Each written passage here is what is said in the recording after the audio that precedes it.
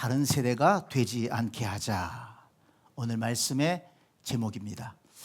가정의 달 시리즈 5번째 말씀입니다. 특별히 오늘 말씀은 자녀 세대를 바라보면서 마음 아파하시는 부모님들께 큰 힘이 되는 말씀이 되기를 원합니다. 오늘 본문 사사기는 이스라엘 역사에서 어둡고 혼란스러웠던 시대의 한 부분을 기록하고 있습니다. 사사기의 마지막 21장 25절을 보면 그 시대를 이렇게 요약합니다. 그때에 이스라엘의 왕이 없으므로 사람이 각기 자기의 소견에 옳은 대로 행하였더라. 다른 번역을 찾아보니까 사람마다 제멋대로 하던 시대였다. 이렇게 번역했습니다. 하나님을 왕으로 섬기지 않으니 사람마다 자기 생각과 자기 욕망대로 살아가는 시대가 되었다는 것입니다. 하나님의 말씀이 기준이 아니라 자기 자신이 기준이 된 시대였습니다. 그래서 하나님께서 거룩한 백성으로 부르신 이스라엘이 세상 나라들과 다를 바 없는 모습으로 무너져 버렸습니다. 그런데 여러분, 이러한 혼란이 어디서부터 시작되었는가 하는 것을 오늘 본문에서 알려주고 있습니다. 10절 말씀을 다시 한번 보겠습니다. 10절 중간부터 보세요. 그 후에 일어난 다른 세대는 여호와를 알지 못하며 여호와께서 이스라엘을 위하여 행하신 일도 알지 못하였더라. 오늘 우리가 특별히 기억해야 할 단어가 거기 나옵니다. 다른 세대입니다. 거기에 밑줄을 쳐놓으세요. 여기서 말하는 다른 세대는 하나님을 알지 못하는 세대입니다. 하나님께서 이스라엘을 위해서 어떤 은혜를 베푸셨는지, 어떻게 능력을 행하셨는지를 알지 못하는 세대라고 했습니다. 그런데 여러분, 10절 시작은 어떻게 되고 있습니까? 그 세대의 사람도 다 그 조상들에게로 돌아갔다 그랬습니다. 그 세대의 사람들, 이 세대는 다른 세대와 대비되는 세대인데 바로 여호수아 세대를 가리킵니다. 여호수아와 함께 하나님을 믿고 하나님을 섬겼던 세대를 가리킵니다. 여호수아 세대는 하나님을 실제로 체험한 세대였습니다.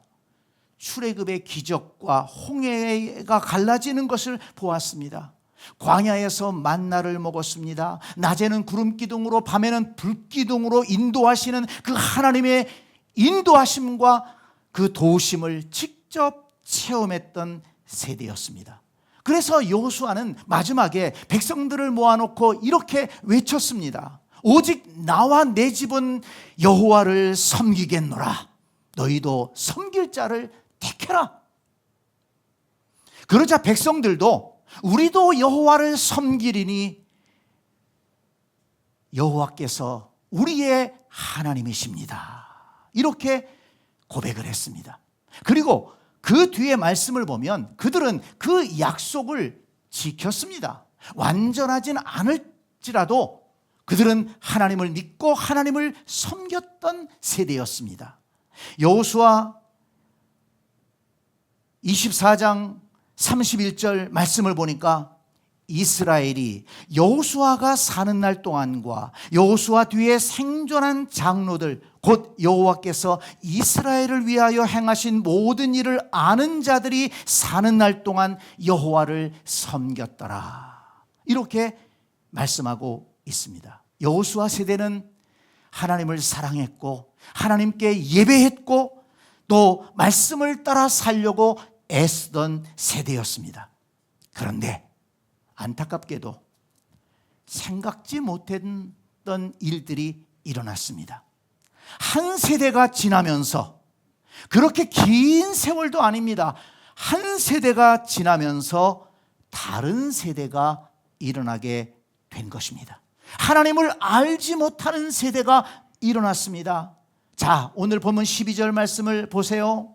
애굽 땅에서 그들을 인도하여 내신 그들의 조상들의 하나님 여호와를 버리고 다른 신들 곧 그들의 주위에 있는 백성의 신들을 따라 그들에게 절하며 여호와를 진노하시게 하였으되.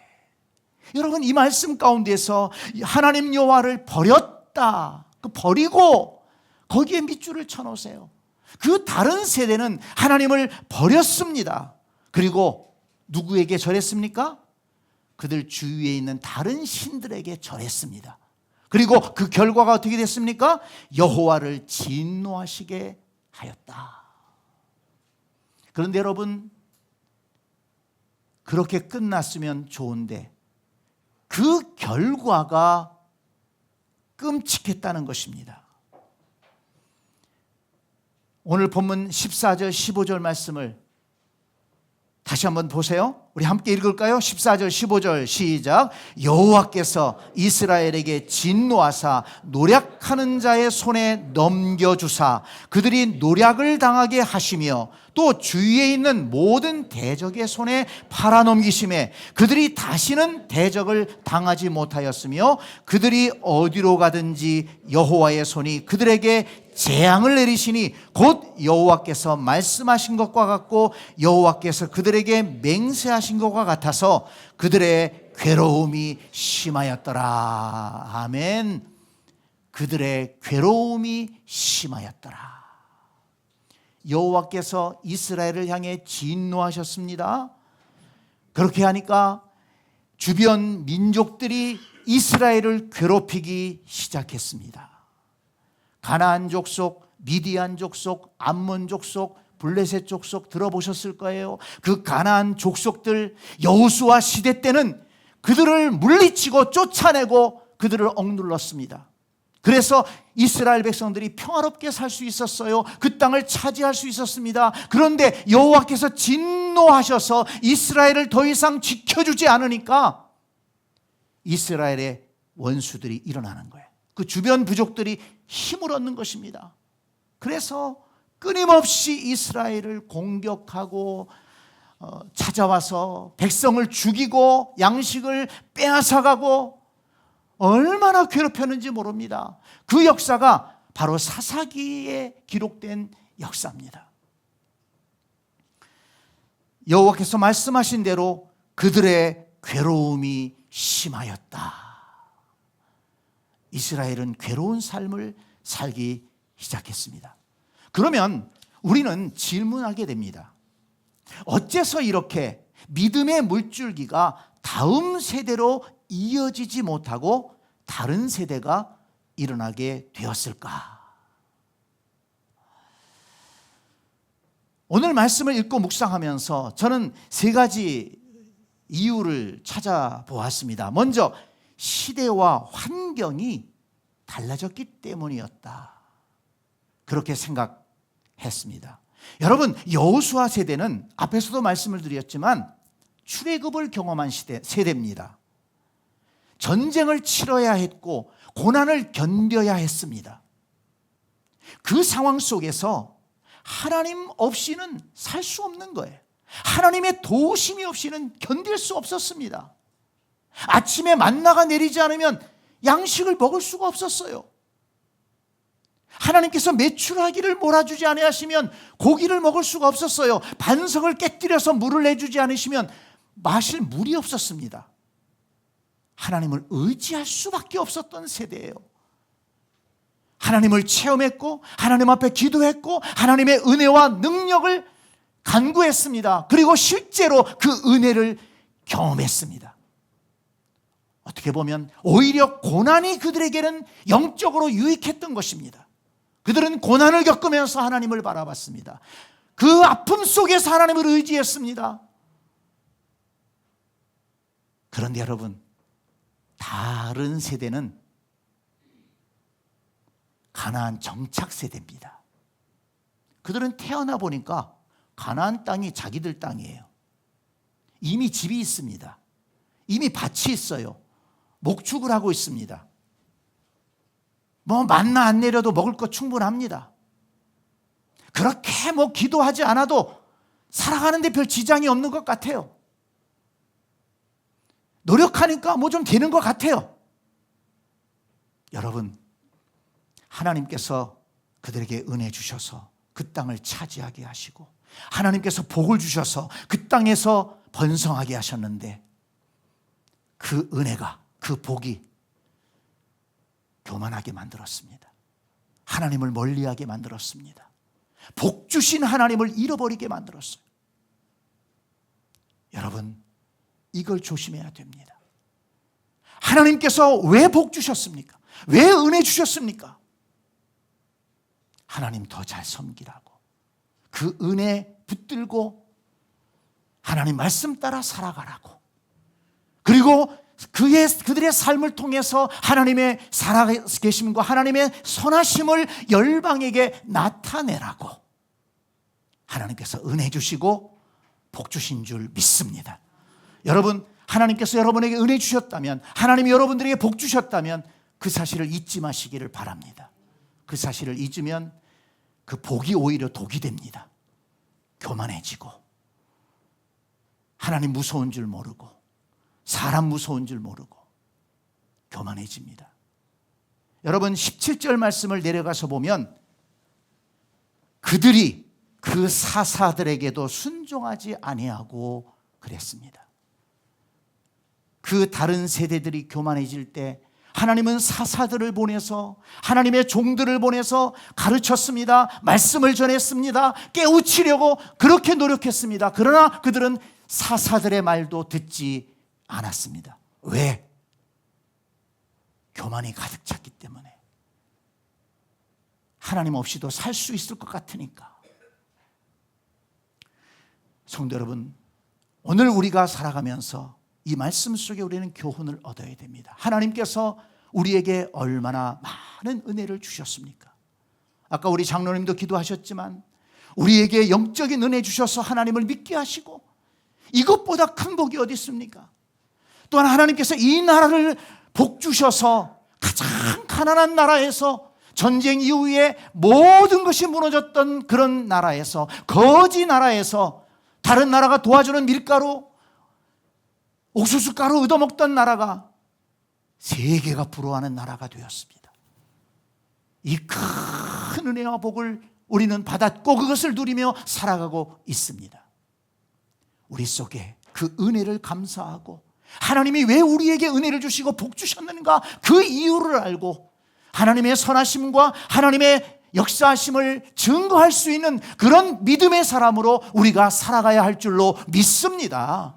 그 하나님이 주신 복 때문에 오히려 하나님을 멀리하고 하나님 말씀을 외면하며 살아간다면 우리도 이 다른 세대의 그 길을 걸어갈 수밖에 없을 것입니다. 성도 여러분, 하나님이 주신 복을 소중히 여기시기를 바랍니다. 하나님이 주신 이 믿음을 소중히 여기시고, 하나님이 내게 주신 사명과 직분을 소중히 여기고, 그 소중히 여기는 은혜를 붙들고 하나님 앞에 예배하고 기도하며 살아간다면 하나님은 더 큰 은혜를 부어주실 줄 믿습니다. 우리를 통해 하나님을 나타내실 줄 믿습니다. 그런 우리 교회가 되기를 간절히 축원합니다.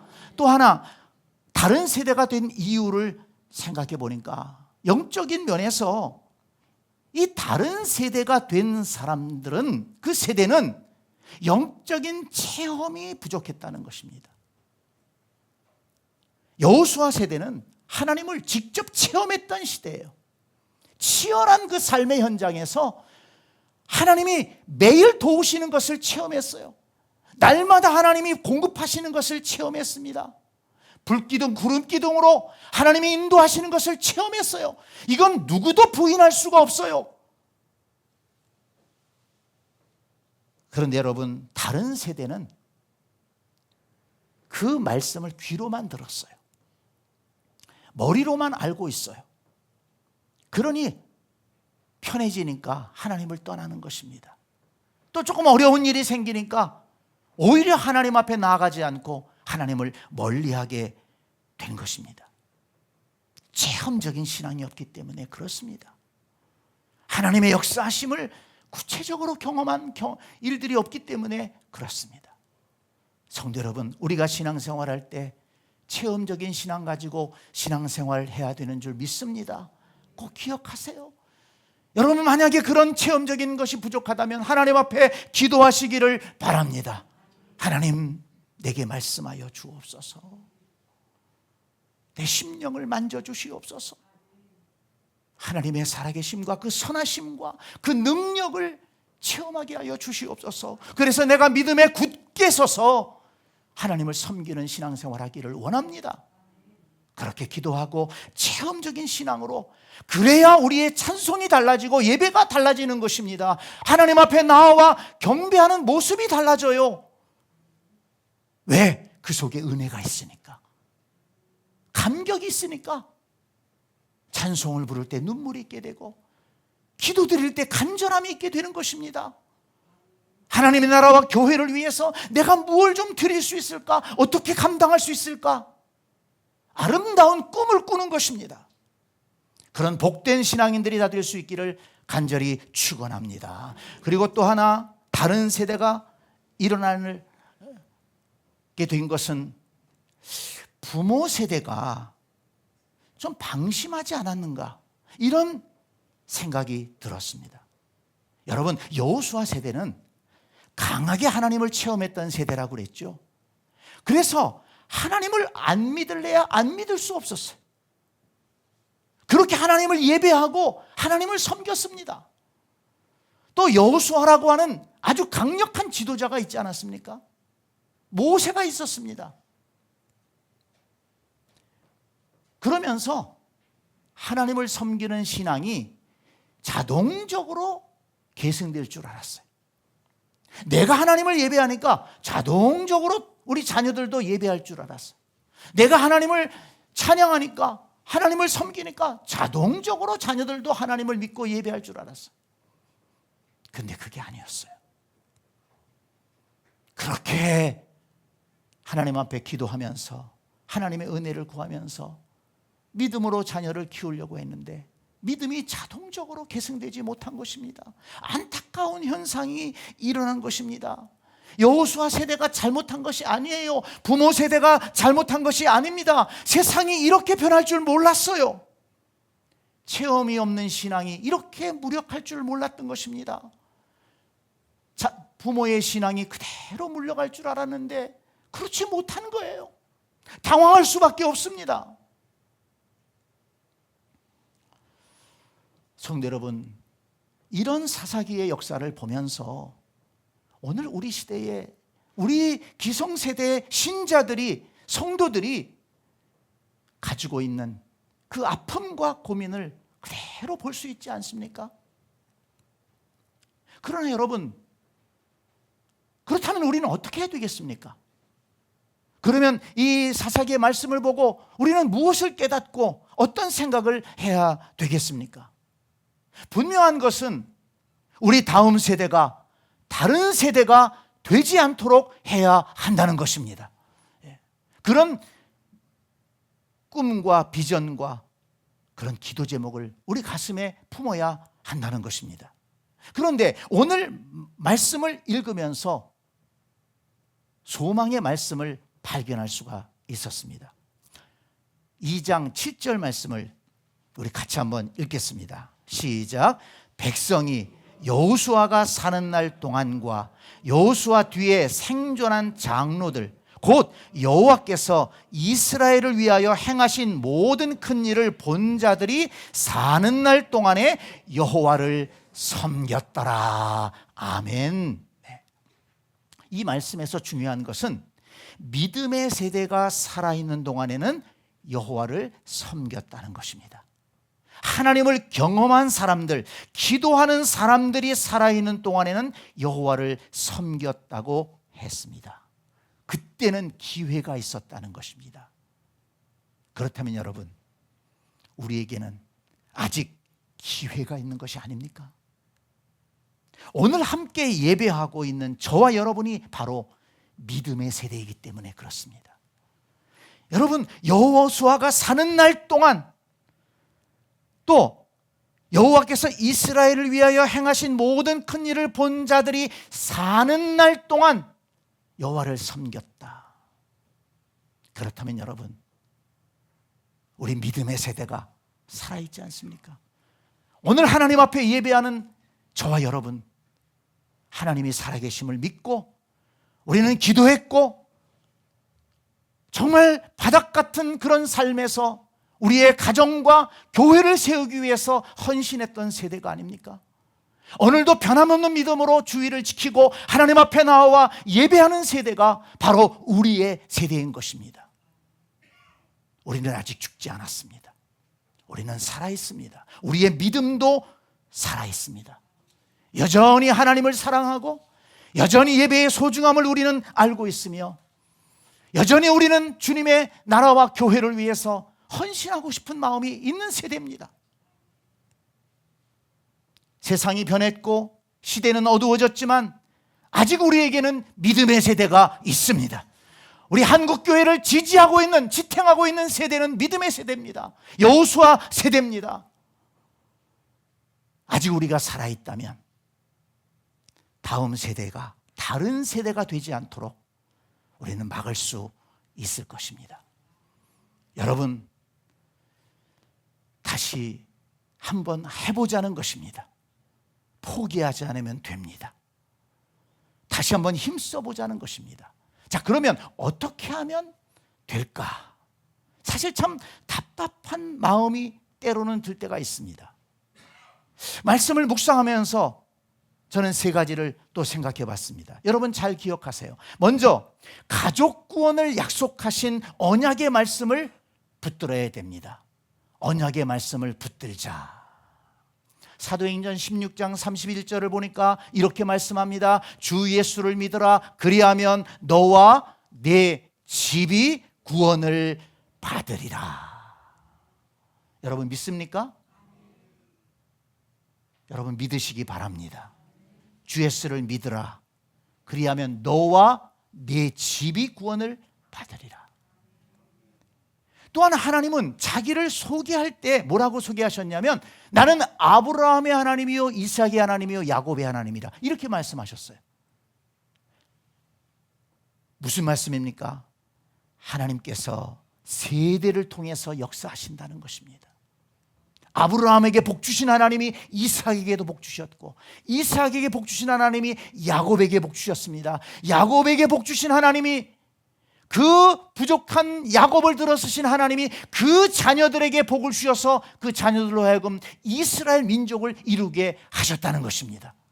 여러분, 그 하나님의 은혜 역사가 우리 가정에도 일어나게 될 줄로 믿습니다. 신약 시대도 보니까 바울의 동역자였던 디모데의 믿음은 외조모 로이스와 어머니 유니게를 통해서 이루어졌다고 말씀하고 있습니다. 그 어머니들의 신앙이, 그 눈물의 기도가, 그 진실한 신앙이, 믿음이, 뜨거움이 디모데에게 흘러가서 하나님 나라의 귀한 일꾼이 된 것입니다. 디모데 가정에 흐르던 그 은혜의 물결이 저와 여러분의 가정에도 흐르게 될 줄로 믿습니다. 믿으시기 바랍니다. 그러므로 부모는 포기하면 안 됩니다. 지금 자녀가 주님을 떠난 것처럼 보여도 포기하지 마십시오. 하나님은 살아계십니다. 하나님은 부모의 눈물의 기도를 기억하십니다. 창세기 17장 7절을 보니까 내가 내 하나님이 되어 너와 내 후손의 하나님이 되리라 말씀하셨습니다. 너의 하나님이 될 뿐만 아니라 너와 내 후손의 하나님이 될 것이라 약속하셨습니다. 우리가 이 말씀을 붙들고 기도하자는 것입니다. 또 하나 중요한 것은 하나님의 은혜를 자녀들과 함께 공유하고 경험하기를 힘쓰시기 바랍니다. 이게 실제적인 것입니다. 시편 78편 4절을 보니까 우리가 이를 그들의 자손에게 숨기지 아니하고 여호와의 영예와 그의 능력과 그가 행하신 기이한 사적을 후대에 전하리로다 그랬습니다. 그러니까 하나님을 믿되 나 혼자 믿지 말라는 거예요. 나 혼자 믿고 자녀들은 자녀들이고 나는 그냥 내 믿음 가지고 나간다. 그러면 안 된다는 거예요. 내가 믿는 하나님, 내가 받은 은혜를 자녀들에게 전하라는 것입니다.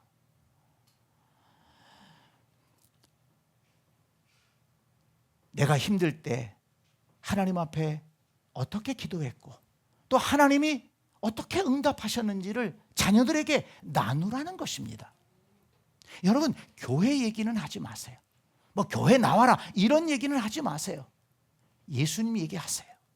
하나님 얘기하세요. 하나님이 내 삶 속에 어떻게 역사하셨고 하나님이 내 삶을 어떻게 인도해 오셨는지 그거를 나누라는 것입니다. 그리고 또 가정에 기도 제목이 있을 것 아닙니까? 그 기도 제목을 부모만 기도하지 말고 자녀들과 함께 그 기도 제목을 나누라는 것입니다. 교회 나오라는 말을 하게 되면 짜증을 낼지 몰라요.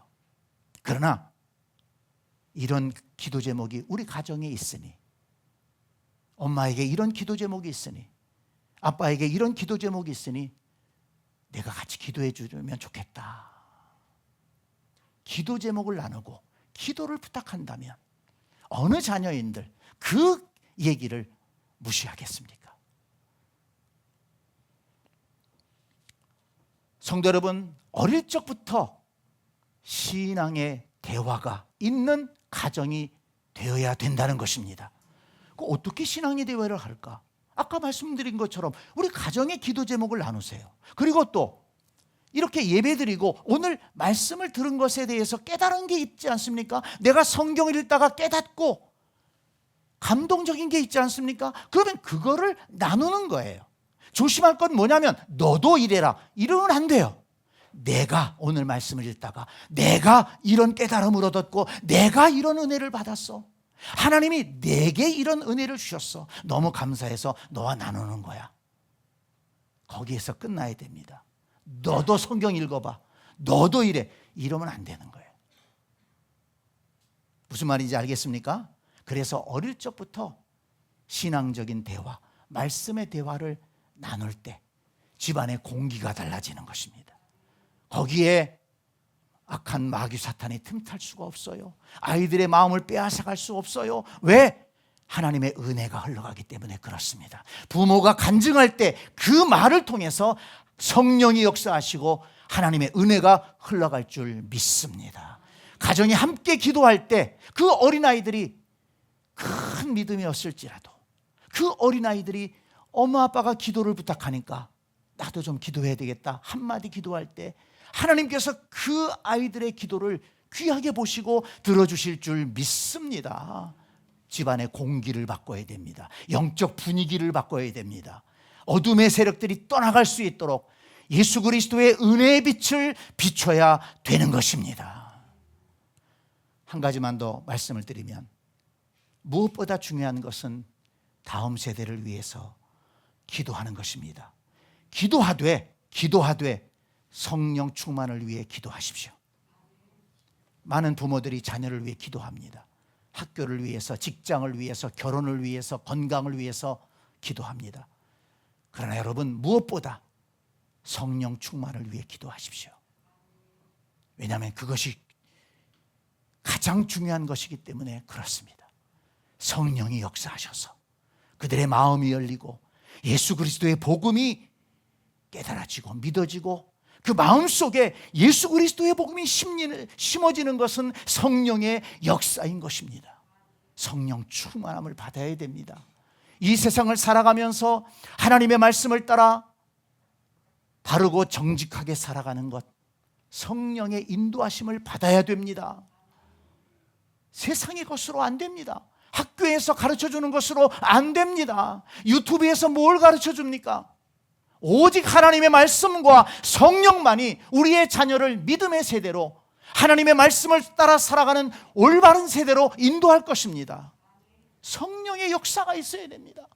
그러므로 여러분 우리 자신도 성령 충만받기를 위해 기도하고, 왜냐하면 우리도 믿음으로 살아야 되니까, 우리도 하나님을 기쁘시게 하는 신앙생활 해야 되니까, 그리고 자녀들 세대도 하나님을 잘 믿고 하나님을 기쁘시게 하면서 하나님이 주시는 은혜와 복을 누리는 세대가 돼야 되기 때문에 성령의 충만함을 위해 기도하자는 것입니다. 그래서 예수님이 십자가를 지고 올라가시면서 그 아픔 속에서도 말씀하신 것입니다. 너희는 너희와 너희 자녀를 위해서 울어라. 나를 위해 울지 말고 너희와 너희 자녀를 위해서 울어라. 성도 여러분, 자녀들을 위해서 울어야 됩니다. 하나님, 우리 자녀들이 다른 세대가 되지 않게 하여 주시옵소서. 하나님, 우리 자녀들의 심령 속에 그 어릴 적 들었던 말씀이 살아나게 하여 주시옵소서. 하나님 말씀은 능력 있다고 하셨는데 그 말씀이 그 심령 속에 싹을 내게 하시고 열매를 맺게 하여 주옵소서.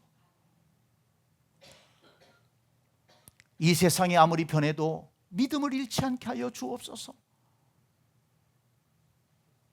눈물의 기도는 반드시 응답의 열매가 있다는 것을 믿으시기 바랍니다. 스가랴 4장 6절은 이렇게 말씀합니다. 이는 힘으로도 되지 아니하며 능력으로 되지 아니하고 오직 나의 영으로 되느니라. 아멘. 한번 따라서 합니다. 힘으로 되지 아니하며 능력으로 되지 아니하고 오직 나의 영으로 되느니라. 믿습니까? 네, 힘으로 해보신 분들 있을 거예요.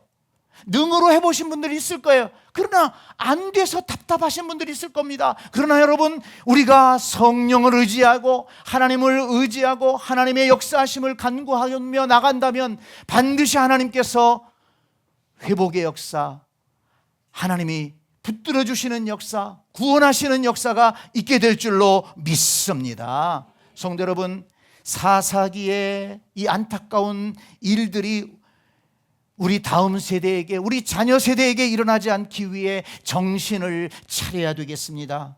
우리 다음 세대가 다른 세대가 되지 않도록 믿음의 세대가 되고 하나님 앞에 예배하는 세대가 될 수 있도록 우리가 정신을 차려야 되겠습니다.